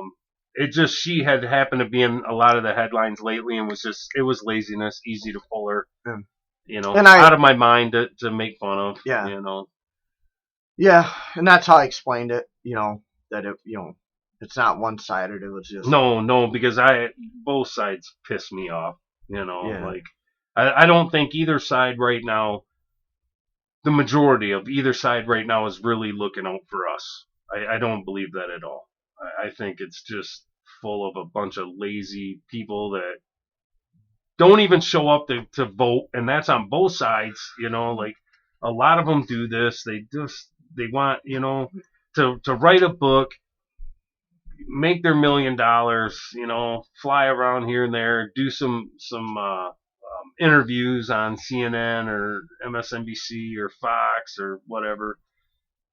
Act like they really care. I think a lot of them don't give a shit. I think some of the new people that are getting in, I think, are hungry. They're younger, they're newer, they're passionate, and we'll see what happens. I'm looking forward to watching a lot of these people just retire, get out of the way. Let's get some fresh people in there and let them have at it. Let them really start debating and arguing and bouncing ideas off of each other, because I think when we do that is when we get to the best answer. That's when we win. When we're debating it and we're pushing back and forth to push and pull to get to, because these are hard things, right? And I think I know what you mean by win, not not the better idea that humanity wins. Right. The better idea becomes the consensus. Yes. Among the populace. Mm-hmm. That, okay, this is probably, because we were able to have these debates. Right. This is why this idea is the best idea. And these things are it not fleshes good. It out. Yeah. I like that, and I am not a Republican. I'm not. Like, I don't like the Republican Party at all. I think they're worse than the Democrats in some ways. I think they're a bunch of weak. What was the text conversation you and I had earlier this week about gun registration? Remember? Right. Yeah. You're like, oh, people sit out there and say, oh, the Dems are pushing this bill, the Dems are pushing that bill for gun registration. Well, in our state, every handgun has to be registered with your local county. Yeah. You buy a handgun, you go through the federal background check at the gun store, and then you have 10 days to register it in your county. In our state, it's mandatory gun registration. They have the serial number, the barrel length, the shell capacity, everything, right? Mm-hmm. How many times have Republicans had control of our House, Senate, and the governor in this state? Did nothing. And not one of them put a bill forward to repeal that shit. And they should have. Maybe they did, but it didn't gain any traction, and I never heard of it. Never heard of it. And you would think having the majority of all the things they could do, all these guys, because you know what? I get their flyers in the mail telling me how 2A they are. I say they're worse than the Democrats. Because at least the Democrats are honest about what they want. Yeah. You know what I mean? The Republicans, they talk out of both sides of their mouth all the time. A lot of the old school. Right. How many flyers have you gotten from Republicans in this state telling you how pro 2A they are, and they send you a flyer and they're hunting on it? And I stand for gun rights. He's got his orange vest and a double barrel shotgun. They're out bird hunting. Yeah. And then do nothing. And then what? Yeah. How about suppressors? Yeah. There's no reason. Nothing. When's the last time you heard a pro 2A legislation serious bill brought forth in this state? In this one? What, concealed carry? Yeah. I'll give them that. Yeah, okay? They did push back pretty solid, except I still believe that the concealed carry in this state still favors the wealthy, because you still have to pay over $100 to take the class. Right. And then you got to pay over $100 for the permit. Yeah. And then every 5 years you got to re-up that permit at $100 and whatever dollars. Right. So they're selling you your own right. If you don't have the money, we're right around $250 up front to take the class and now, get your first people permit. Don't have $250 just laying around. You know. So now poor people. I don't even like calling them poor people. Just people that aren't as well off. Yeah, right. Doesn't have they can't carry a gun. Right. To defend themselves. Right. That they have the constitutional right to do. It's a God-given right. Even those old white guys that wrote that piece of paper up there. Yeah. It's not. It's my God-given right. It was an ordained right. Yeah. They don't have to write it on a piece of paper for it to be my right. Sure. It's my right. You know? People get so stuck in the mud in this shit. Yeah. It's cool. You're right. They passed, No, I'm a 2A absolutist like I am with free speech, and you know, and one of the viewpoints I had that wasn't very popular with conservatives or Republicans was felonies. Yeah. You know, once you serve your time and you're out, you should be able to own a gun. Right. I don't agree with that shit. You know? And I used to be the same way. You know, Fox News talking points. You right. know, fucking, felon, once a felon, always a felon, no rights, blah, blah. Really? Then why are they out? Right. If they didn't serve their time, if they didn't pay then why are they out? They paid their debt. Right. Then let them have They should be able to vote. Yeah. They should be able to own a firearm. Exactly. That shit should be off their record so they can go get a normal job. So, yeah. Because that's how they end up back in crime. They can't, right? Right. And again, you burn them this is in real time, okay? I'm not looking up statistics. You can look it up for yourself. But repeat offenders, I'm sure it has to be a huge factor, and they get out, they can't find a job because they got this felony on the record. So what happens? Yeah. They backslide right back into a life. You gotta make a living somehow. You gotta pay for food and shelter somehow, right? Yep. So, well, so-and-so won't hire me, what do I do? And yeah, I have, so then I've made fun of Pelosi a lot, but I've made fun of George W. Bush a lot too. And I've also told my story, like that was my, what do they call it, white pill? Yeah. When you're white pilled, that was kind of the moment was, the Iraqi war and weapons of mass destruction. And you guys can go back and look at older videos, but man, like I was the biggest cheerleader in the world for the Republican Party and George Bush and Colin Powell and, Dick Cheney, like I was a fanboy, man. Like I knew every talking point, you couldn't beat me in a debate. And man, did I get burned. And I learned like, whoa, wait a minute.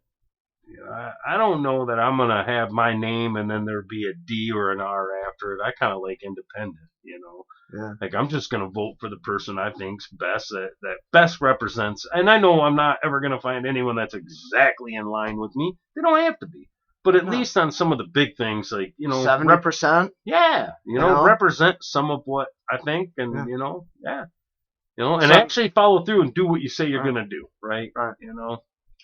I've kind of ragged on Trump on this channel too, like, What do you think? What do you think of his new release? I want someone in the I want everybody comment down below and let me know what you thought about his big release the other day. Yep, his big of all the shit that he could have talked about, that needs to be talked about. Shit, we just talked about. He releases fucking his little NFT trading cards. He made like $5 million on it. And less than 24 hours, I think, is the report I seen. Less than 24 hours, he made $5 million. Or close to. Crazy. If he takes that money and fixes the homeless problem, I'm cool with it. Yeah, all right. Cool enough. But I want to see where this money goes. I think that money's going to go into, yeah, who knows. I was let down. I thought, of all the shit he could have came out and talked about with all the shit going on with Twitter, just all the turmoil. And then he had a press release after that about free speech, was pretty good. His viewpoints on some of that. Why wasn't that his release? Yeah. And then he went for the money first, and then I don't know, man. Like it was just disappointing. Like he's supposed to be the guy that's supposed to fight for me and you, and everyone else, like that was kind of the appeal of he was the bull in the China factory, right? Turn him loose. He's just going to wreck shit. And finally, we got someone that's willing to speak up for the common folk.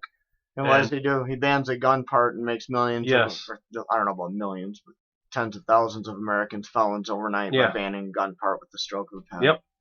Bump stock Trump, man. Like, he's the bump stock boy. Yeah. Stupid. Like, just terrible. It seems like anything he can put his name on and say, I did that, look at me. That's what he's careful about. We knew he was a little bit of a narcissist. Right. You know what I mean? It's like the wall. He wanted to build a wall, and I made fun of him all from the very beginning. Like, he wanted to put his name and neon lights on that wall where you'd see it flashing from space. Trump, Trump, Trump. But he was better than the alternative, and I did like that he was kind of an outsider. He was going to go in there and just kind of shake shit up a lot. Yeah. I think it needed to be shaken up and kind of reset. I think he gave it a really jolt of but chaos and I know, but he got so much in his own way that it ended up backfiring. Right. Had he been you're right, like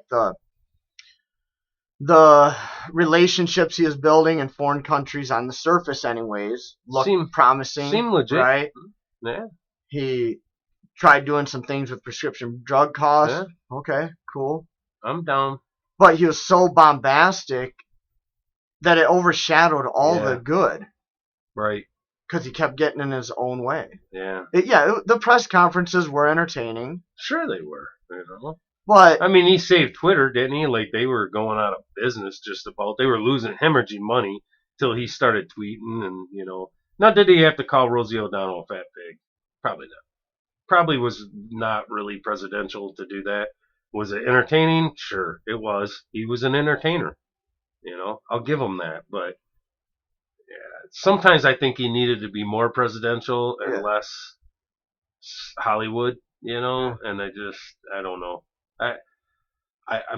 I said before, man, in a couple of different podcasts, I'm really just sick and tired of like these senior citizens running everything. Like, get out of the way. I get it, man. Like, you felt you got cheated out of your presidency. Maybe you did. Maybe there was some shit you could have done better to stop that from happening, and you would have gotten reelected. Whatever. It went the way it did. We got the president we did. Look, we got a guy walking around right now drooling. You know what I mean? He doesn't even know who he is. That's who we got as a president of the United States. And we're facing threats of, like nuclear annihilation from other countries. And this is the guy that you want, get rid of Trump, get rid of Biden, get rid of all these old people. I want someone from Generation X to just grow some, just do something. Right? We're trying. We're trying right now to, I heard someone in this state saying something about the election in this state. Because in our state, the House, the Senate, Secretary of State, Attorney General, and Governor are all Dems. Yeah, the whole thing flipped. And someone was like, oh, see? And I'm like, no, see, not enough Republicans went out and voted. That's why the Dems won. Low turnout. And I'm not a Republican. I'm not saying, I'm just saying, to this individual, was saying, yep, Democrats did Democrat shit. And I'm like, no, not enough Republicans went out and voted. That's why the Democrats won. Yep. And now what are we getting? Because it was primaries. It's not a big presidential election. Gun control measures now, right? Right. So now they're trying to pass the assault weapons ban here. And, the Dems didn't do anything wrong. They did everything right. That's why they won. Yep. That's why they always win. Right. Ballot harvesting, they're out. Remember when Obama was running, it was, he had messed around with Acorn. And what did Acorn do? They went door to door. They were knocking on doors, getting people, registering them, right? They were doing the work. Right. Now, was it a corrupt organization? Probably, but you still cannot convince me that there wasn't people out there banging on doors trying to talk you into voting that way or believing in them on their viewpoints on those issues, because I seen it, and where was the Republicans? Playing golf. I don't know. You know what? That's what we got. I hope that some fresh people start getting in with new ideas that, I'm not a fanboy of Elon Musk. Hey, if you come on our show, come on, Elon, help us out, man. Yeah. But I do like a lot of what he's done. I think has been good. I'm not writing him off as some evil villain. No, I don't. I'm not. I'm waiting and just watching. I think he's making a few mistakes, but I don't know how much of this is the corporate media trying to sow these they're seeds, trying to get him now, right? Like they did with Trump. So, we want to say, well, what did Trump? It was hard for Trump to accomplish anything when he was constantly under investigation, and like where's the accountability for all this? Right. These people should be in jail. You wasted taxpayers' money on shit you knew was false and a lie. Like, you should go to jail for that. But I don't know. Yeah, there should be some accountability. Absolutely. Somehow, but the way the laws are written, the way it's they really didn't. I mean, they investigated. Right. Yeah. But I think there were people that, what they get at is there were people that lied to Congress that knew. Yeah. And then the inappropriate relationship between government and social media with censorship, like I think there was some laws broke there, but we'll see. Yeah, we'll see. I don't know. They knew Epstein for 25 years was flying people over to his island, and they didn't do shit to protect those kids. So and that's why I'm like I just want to see the FBI just gone. Like, get rid of them. When you can send 9 agents down to Bubba Wallace's garage for a pull rope to investigate a hate crime, and Epstein's, you got victims of this man and woman for years and years and years coming forward that they molested me and raped me, and their friends did, and they don't do shit, and then I'm not gonna, if I die in a fiery car wreck on the way home, man. I love y'all. I really, like, this is the world. Like, it just doesn't make sense sometimes, but I don't know. You want to talk about something happy? Sure. We had another request. Asian Carp? Oh yeah. I did not have any time to look in it. I looked into some of it because, it was a big thing. It was a big story around for a long time, and then, you brought that up, that one of the viewers had brought up and made a comment and asked us to talk about Asian Carp, and I thought, wow, I haven't heard anything on Asian Carp in quite a long time. So I looked it up, did a little research. What'd you find? Illinois is full of them. Oh, I lost a bead. Illinois is full of them. They're still trying really hard to keep them out of the Great Lakes. There's like 4 main species of them, and they're trying to change the name. Asian carp, because they want people to eat them. This is how they're gonna keep the population down. They're gonna start putting them on the menu. I guess they're a sweet flavored fish, but the one drawback is they have lots of little bones. But they're supposed to be really good to eat. But Americans won't eat them because they're named carp, and we associate carp with a dirty bottom feeding fish that you just really don't eat. And these are algae eating fish, which is why they were brought here in the first place, was retaining ponds and things like that to help clean them up. And then with some flooding and stuff, they escaped, and they really populate fast. So are they here? As far as I know, they're not in the Great Lakes yet. Okay. There was a couple different names of them. There was like God, I can't remember. There's like 4 of them. There's a silver, a big head, grass, I think. Yeah, big head, silver carp, or 2 of them. Then I think there was like a grass one. Didn't even go down further? Let's see. Yeah.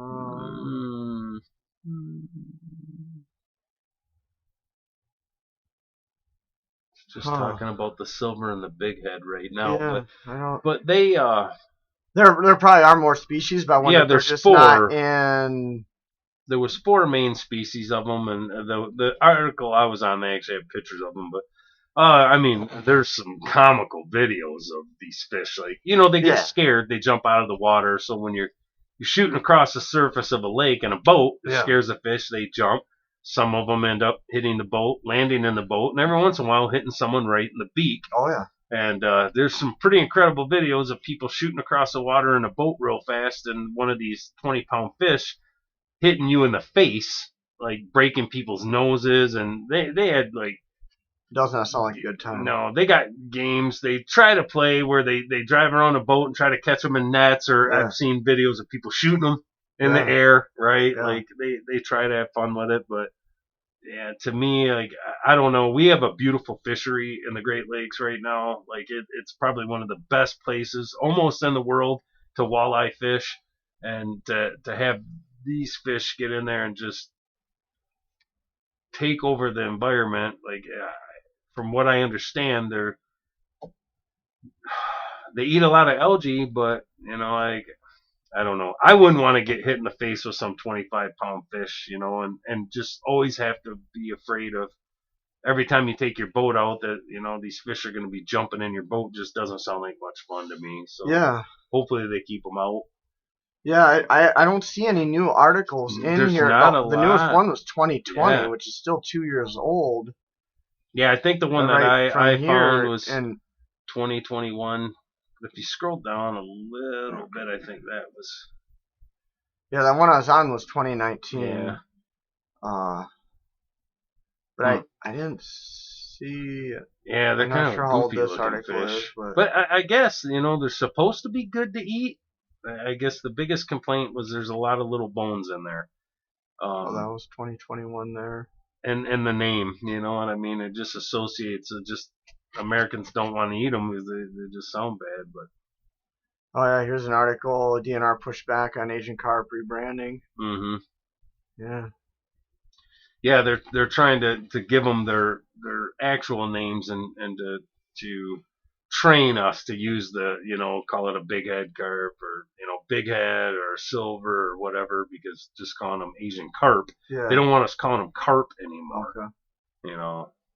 Because at least in Michigan, a lot of people don't eat carp. They're just kind of always been thought of as a garbage fish, a bottom feeder that's eating just bad stuff at the bottom of the rivers and lakes. So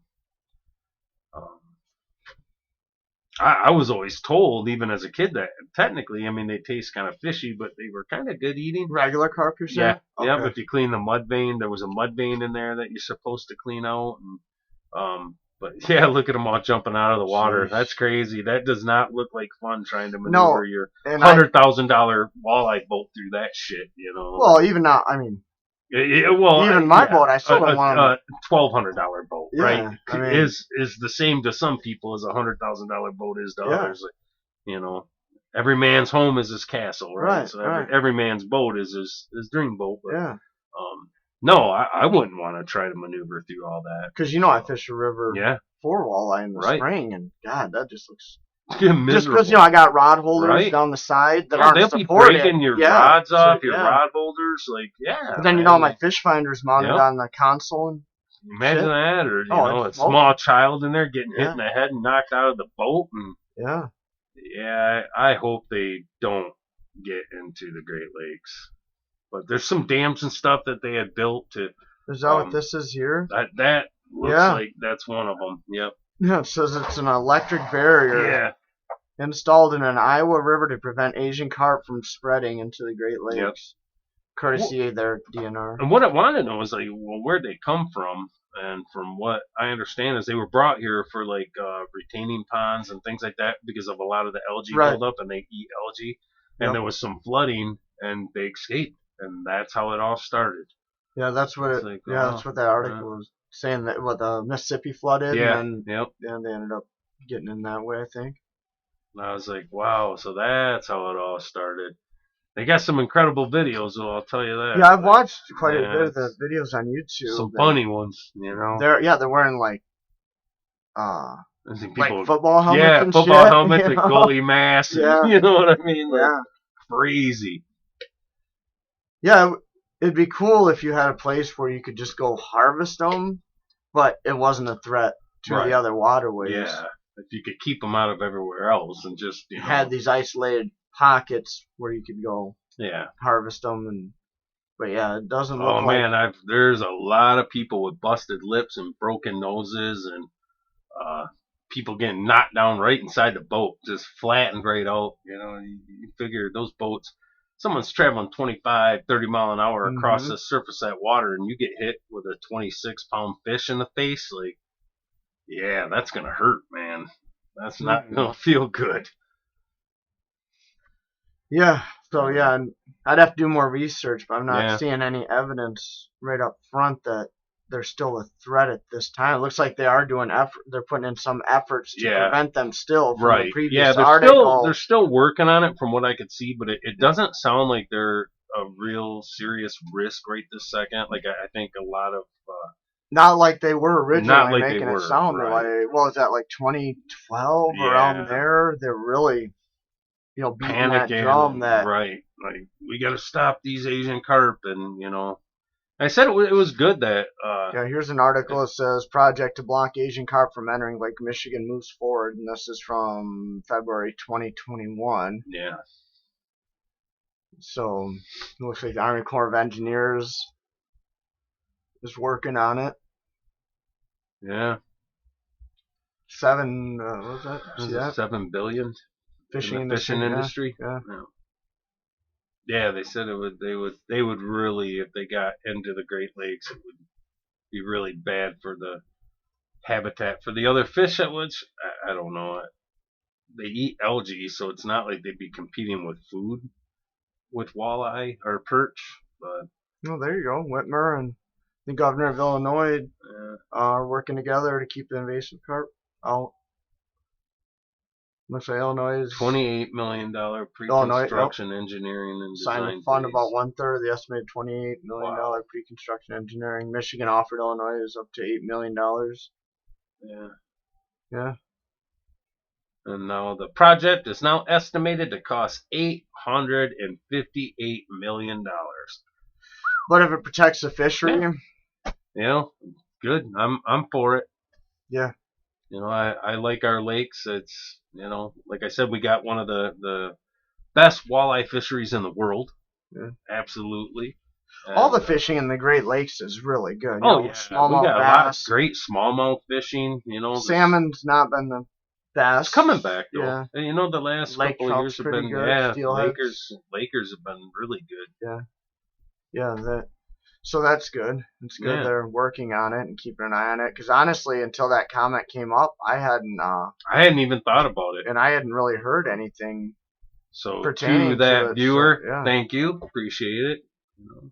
Throw some more stuff out. Like we want to be interactive, and we'll dig into it if there's something you guys want to talk about or. Yeah, because we're always, we listen to stuff, but if there's something out there. That was a good one. Honestly, I thought, well, man, there's something I hadn't thought of in a long time. I kind of forgot about, really.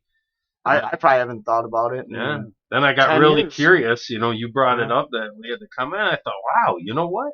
What is going on with Asian Carp? I haven't heard anything in a while. So it was kind of fun to start digging in and reading some articles on.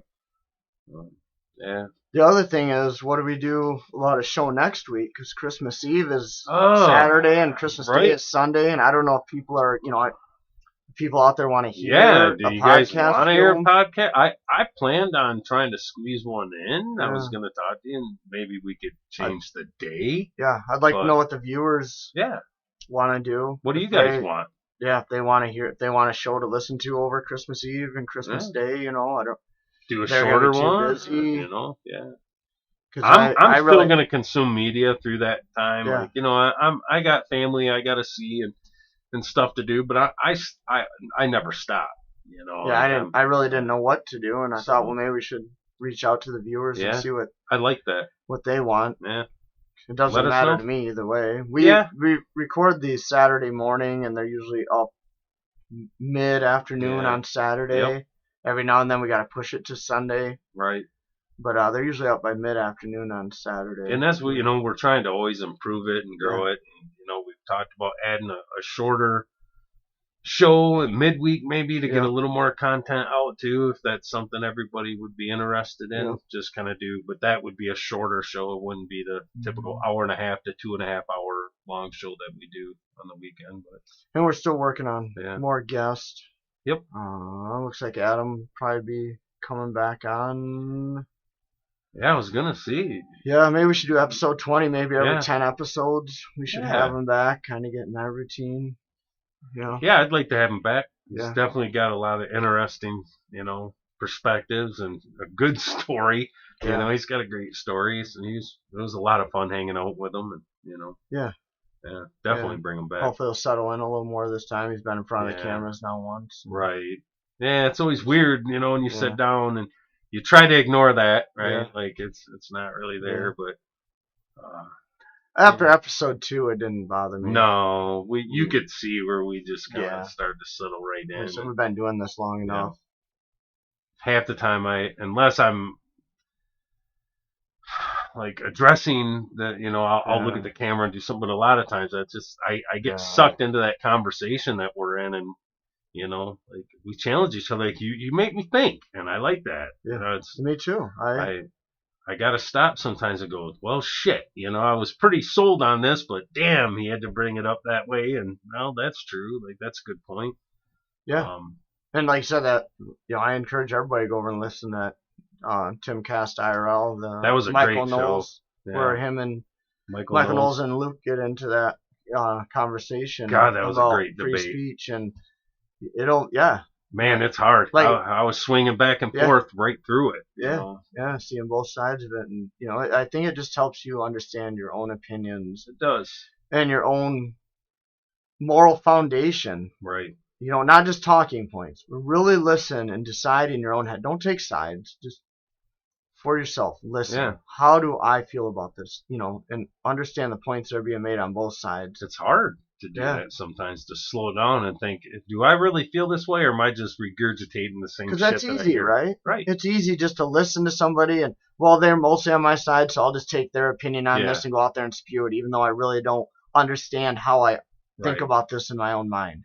That's just the path of least resistance, right? It's really hard to think. But that doesn't fix anything. No. Because now you really don't believe in what you're saying. You're just saying it because this person that aligns with you on some other shit says part it. Of the tribe, so So that doesn't do any good. You understanding why you feel that way, really understand. Then you can articulate it better to others and help them see why, right? Yeah, I seen I've been on one of the channels that watch Black Skull Survival. Jack. He's been playing these videos lately of like pizza people, pizza delivery guy coming to the door with a pizza in an empty box, and when you open the door, like, pushing through, rushing you, and then other people around the house coming in, and I just seen one. It was a UPS guy. I was watching, dressed up, UPS uniform, set the box down, said, okay, I need to take a picture. And when he got on his phone, it must have been like the signal, and everyone came around the corner of the house, and like 5-6 guys pushed through the door and robbed these people. And I'm thinking, I guess especially right now, this time of the year, it's like really starting to.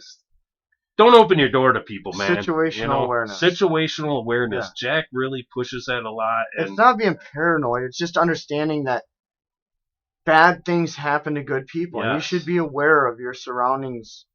Just be aware. It takes some effort on your part, but it's better than ending up jacked up, dead, stabbed, robbed. Hitting the head with a hammer, Sorry. Like, it's not paranoid. It's just taking personal responsibility. Yeah. Not leaving it up to. I don't know. Like, you think that. Yeah, it's a whole rabbit hole there. Yeah, like. Go into, but.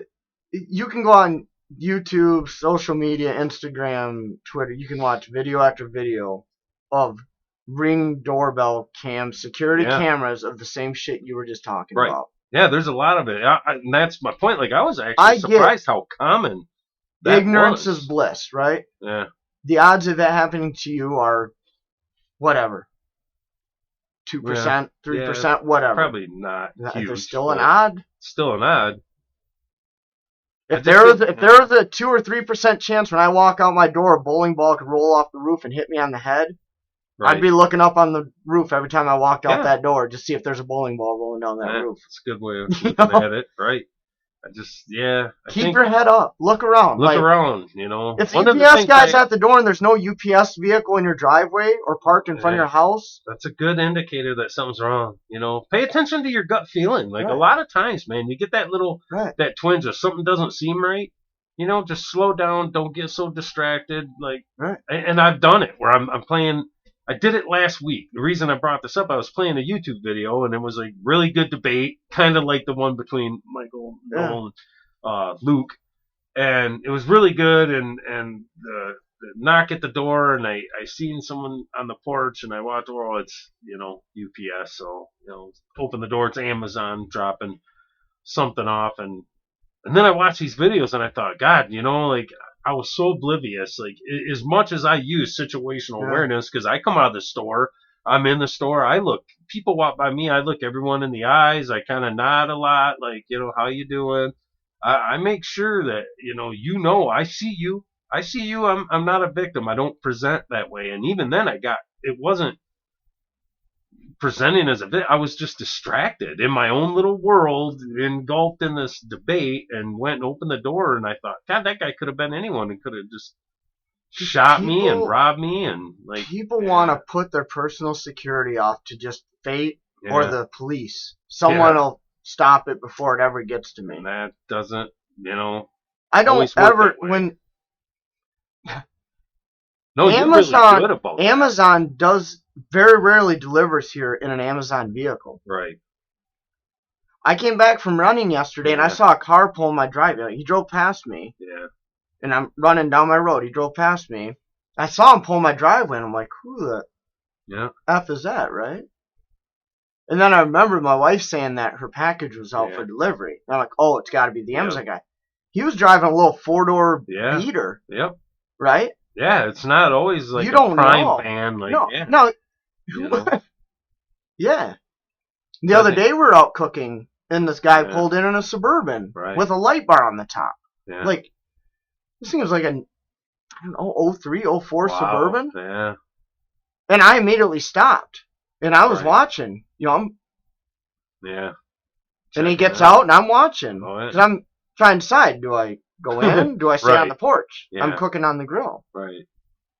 Then he got out, and I saw he had a package. And about halfway, he said, I get this all the time. Everybody wonders who's pulling in my driveway. He said, it's just Amazon. Yeah. I'm like, okay. Right. Yeah, so someone knocks on the door and you haven't ordered anything. Do not open the door. Even if you did, but I get it. Like you can't when you order pizza, right? Oh, right. So, but I'm saying Amazon. But Amazon, you could have package out for delivery. It doesn't mean the guy coming to the door is. Doesn't mean that he's not gonna rob you. So yeah. It's different when it's a Prime vehicle and they have the Prime uniform on. And this guy through the UPS had UPS shirt on, but he probably didn't have a UPS truck back in the driveway. Probably not. Right? Probably not. That's where I was going with it. Didn't specify that, but he did to look out the window. I thought, wow, that would have been real easy to go, oh, UPS here. Okay, open the door, and then all these guys rush in. You can hear them screaming. It's crazy. I don't know. Just be careful. Take it, slow it down a little. I got to be better at that. Slowing down a little better and just making sure that I'm being safe. Dude, I thought I was getting jacked one day. Yeah. It was last year around this time. There was snow. It was really cold and there's snow on the ground. And I was cooking something on the stove. I actually screenshotted the camera footage from the security camera. I'll have to show it to you. And you know my kitchen at the stove, turn around, you can see out the kitchen window off the front deck. Yeah. And just in an instant, I turned and looked, and I see a guy with a black jacket, black skull mask, sunglasses, black beanie, something in his hand, coming up my porch. Uh-oh. Holy shit, dude. Make you squeak a fart out. Yeah. Holy shit. Yeah. Fucking post office guy. Yeah. Wearing a skull mask. With a black beanie, sunglasses on, black jacket, and black gloves. I wish I would have had it up. Maybe maybe next episode, and I'll show the screenshot on here. Because my security camera picked it up. Right.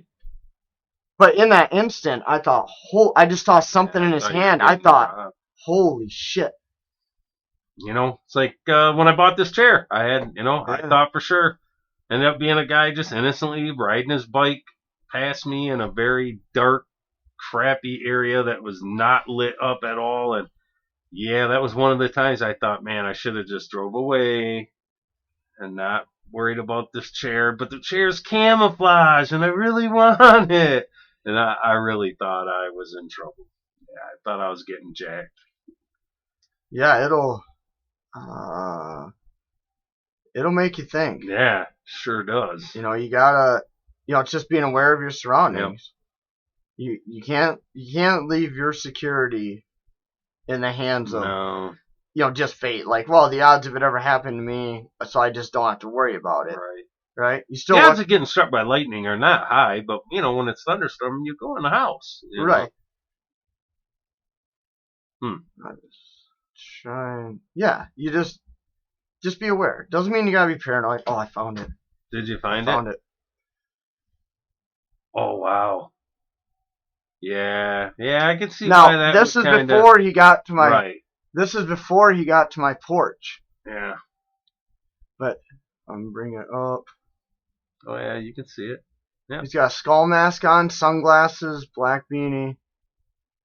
But when I turned and looked, he was coming up my porch. Right. And it's covered, so it's kind of dark. So when I saw that thing extending, then he shadowed, and oh man, yeah, I could see where that give you some ring the alarm bell. Oh man, made my heart skip a beat. I'm like, holy shit, That's what happened to mine when the guy came rushing by the truck on the bike that night when I picked up this chair. Oh yeah. Yep, made my heart kind of tut tut tut. I was like, oh God, yep, here it goes. I knew I had a bad feeling about this. I should have just, the chair's camouflage and I really wanted it. But yeah, I thought, man, I messed up. I'm going to get robbed. Right. And it was just honestly just bad timing. Guy just happened to be riding his bike on a cold, wet night when most people wouldn't be riding a bike and, passing me in a very bad, crappy, dark intersection. So, yeah. Yeah, I noticed it at the gym too. I noticed that I would get in my car in the back seat and get my gym bag out and I just noticed, like, I'm leaving myself completely exposed. Like, I'm just in there too long. Yep, in there too long and too distracted. Right. You know, putting my cell phone in, grab my bottle of water, like making sure everything I need's in there, make sure I got my watch on. And it's like 2 or 3 minutes where I'm hunched over in the back seat, bent down. Plenty of time for someone that wanted to do something bad. Yeah, it seems like, this time of the year during the holidays is when crime really spikes. Yeah. So just be careful, people. Take some extra time, They brought up another from Southern Prepper 1. His last video, I think, or the video before was a short one, but it was about his ammo, having different brands of ammo and how you kind of fall into the trap different times where ammo's been really hard to find, non-existent or very expensive. So, you just grab it when you can. Yeah. And he said, all of a sudden he looked and there's like, 25 different brands of ammo. And now he's like, oh crap, Yeah, it was a pretty interesting video though. It kind of made me think, I've done that. Where it's just kind of grab it when you can, 50 rounds here, 500 there. Just, to make sure that shoot each brand, just in case, because sometimes, you're going to have problems with some versus others. And with him, it being, 223 and then 5.56, make sure that, because you just grab an ammo, like, it's 55 grain or was it 60 grain, I think was the other one that he had, but to take each brand out and shoot it and make sure that, before you end up really needing it and then finding out, now there's a problem with this, right? And a lot of times, like accuracy, because you're zeroed in with a certain brand, then you change brand, and you're the long range fanatic anyways, but home defense, it's all close combat stuff anyways. I guess a half an inch doesn't probably matter that much between brands of ammo, but it was just a good point, and I thought, I did that. I bought a lot of different brands, and there's probably a few brands in there that I've never shot, and I think I'm probably going to want to. It's just another thing. How many do you shoot though? Like, I don't know. Because a lot of it's so, like you said, 20 rounds, a lot of rifle ammo is only 20 rounds. And if you got 5 different boxes, do you shoot 2 or 3 of them to see if they cycle? That's what I would think. Just make sure they cycle off fine, that, Because the whole, with the shortage and grabbing a box here or there, you're just trying, because you don't, so you don't you're not always grabbing 500 round boxes. A lot of them were little 25 round boxes. So if you shoot all 20, now you don't have any of that one. Find out. No, I would think a couple. Make sure it cycles right, and it's semi-accurate to what you're trying to hit. So take like 3 or 4 out of each box, load up a 30 round magazine, and just cycle through 3 or 4 of each, and see what it does to the accuracy, and know which order they are, and know what order they are, or what mag they're in. A couple different mags or something. Yeah. It was a good idea. Well, if you had a 30 round mag, you could get 10 different ammunitions in one mag. 10 different, 3 of each. Do it all in one mag. Know the order you put them in, and then record the order down, and then you'll know as you're shooting through them. Interesting. Yeah, it just kind of made me think. Another one of those things where I kind of stopped and thought, that's a good point. Like, I should probably do that. Yeah, because I'm sure a lot of people have been doing that. Right. The price of ammo, wow! Like, we had hunting season. Some of the guys at work would tell me what they paid for a box of 20. Just crazy. Just 270. What common rounds? 308, whatever. $50 for a box of $74.99 for one of the boxes for my caliber my caliber for my hunting rifle, and I put it back. I said, nope, no way. $75. Are you kidding me? Like. Wow.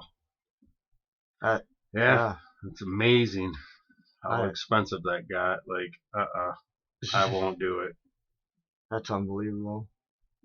I don't know about like 223 and 9mm. I don't know where there. I've seen some sales that weren't online sales for bulk.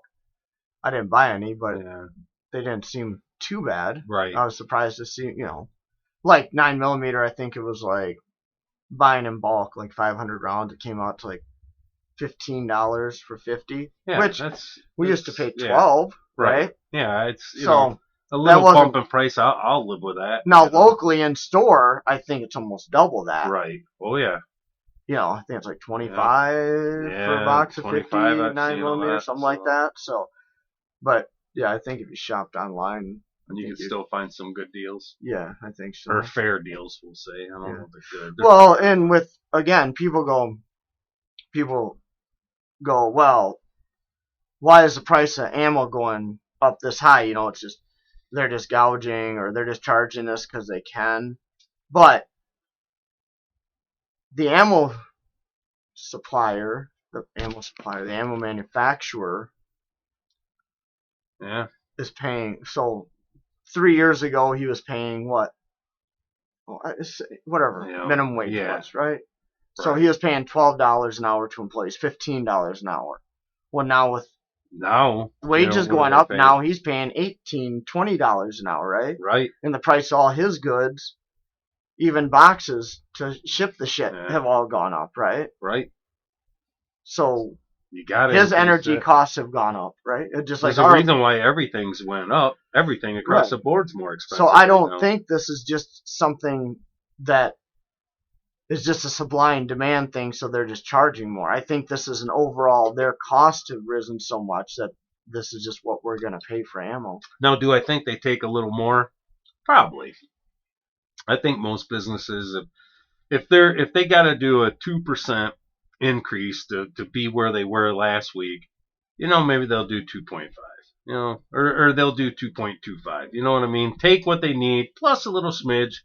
That's business, and every business in the world is going to make money when they can, or where they can. Well, I think they sold a box of 9mm, say it was $10, right? Yeah. They were producing that and they were making 5% profit. Now they're charging $15 a box. I don't think they went to 6% profit. I still think they stayed at 5% profit.